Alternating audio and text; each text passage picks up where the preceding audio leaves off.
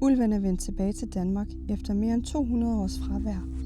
Med dens tilbagekomst er konflikterne også vendt tilbage. Mellem naturbeskyttelse og menneskelig frygt. Mellem landbrug og biodiversitet. Og ikke mindst mellem lovgivning og praksis.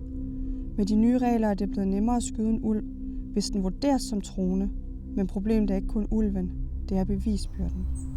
For hvordan dokumenterer man bagefter, at ulven reelt var en trussel? At der blev affyret et varselsskud først, og at ulven ikke var på vej væk, da den blev skudt. I praksis er det næsten umuligt at kontrollere. Der er sjældent vidner, hændelserne sker hurtigt, og en død ulv kan ikke fortælle sin version. Spor kan forsvinde, og tekniske undersøgelser kan ikke afgøre intentioner. Når skyttens forklaring bliver det afgørende, risikerer vi, at nødværge i praksis bliver til jagt. Det udfordrer både retssikkerheden for en beskyttet art og Danmarks ansvar for naturbeskyttelse. Spørgsmålet er derfor kun, om det er blevet nemmere at skyde en ulv, men om vi samtidig har gjort det umuligt at bevise, at det ikke var nødvendigt.